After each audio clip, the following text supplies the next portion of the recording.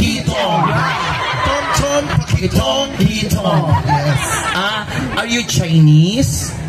Nationally, I'm Australian, but I'm from China. You're Australian? Oh my gosh! Congratulations! Bakit? Nagsabi ng Australia, nag-ano ka na kaagad? Hindi na ako makakita ng taong ganyan, no? Australian? Hindi, bakit ba? Ano pa tanong nyo? Ako nga magtatanong sandali. So, how old are you? I'm 34. 34? That's my favorite number. Baka matanggal din.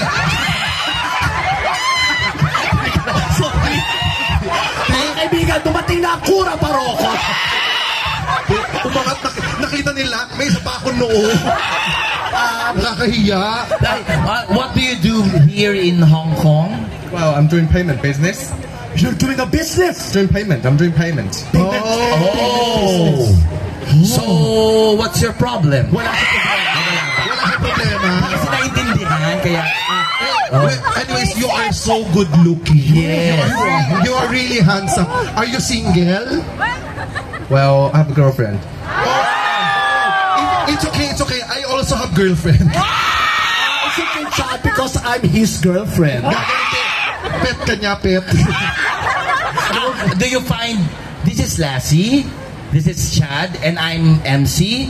Do you find Lassie beautiful or ugly? Can you tell me the truth?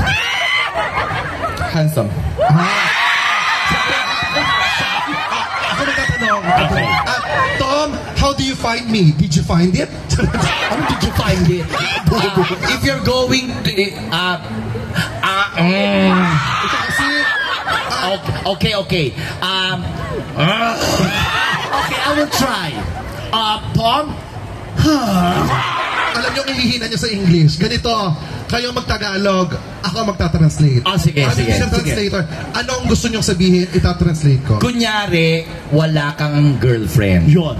Kunyari, wala kang girlfriend. Kala ba ita-translate mo? Sabi ko, yung sasabihin ko din. For example, you don't have a girlfriend. English. Sinong pipiliin mo? Ako, MC, si Lassie, o si Chad? At kung ako naman ang pipiliin mo o isa sa amin, bakit ako ang pinili mo? Anong katangian ko ang meron sa akin? Bakit ako ang pinili mo? At sa tingin mo, ako ba talaga yung nagugustuhan mo? At ipapakilala mo sa pamilya mo, dadali mo sa Australia para magkaroon ng magandang ending at kasalan. Ano?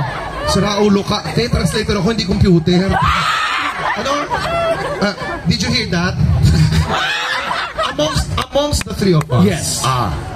Who will you choose to be your girlfriend if you have no girlfriend at all? Yes. Okay. You choose. By choosing, you will embrace. Yes. Embrace. Embrace, and then you do the significant Welcome. Filipino tradition. It's a Filipino dance we call kaldag. Okay, so you embrace and then you do the kaldag. Yeah. Like this.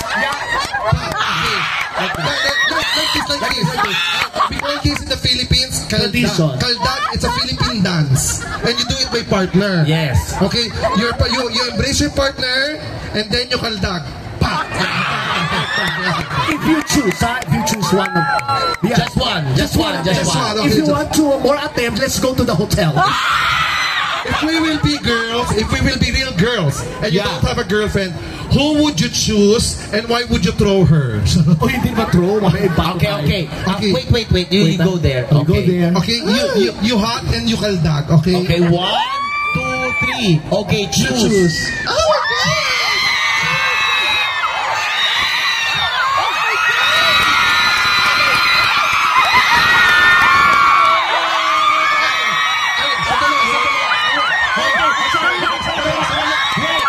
I will choose you too. So I will embrace and I will kaldag you too.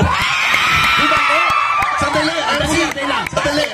We forgot this is a new rules. Yeah. What? If you are chosen, You will be eliminated. You are eliminated. Sorry, you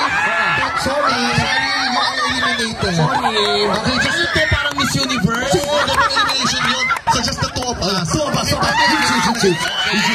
Two of us. She is already out. Okay. Siyempre para hindi makakalamang si Bongo. Okay, you will choose between the two of them. Okay? I need more transparency. You choose the winner. You choose the winner. You choose the winner. Okay. Choose the winner. You do that thing again. Oh, he's crying already. Hindi ako umiyak. I need more transparency. Without him, I mean. Without the pants? Without the pants? You want it without the pants? Okay.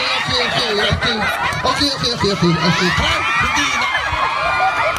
Pero thank you so much, sir. Thank you so much. Uy, palakpakan naman natin. Thank you, Tom. Grabe, no? Oh, wala na po. Ang gwapo.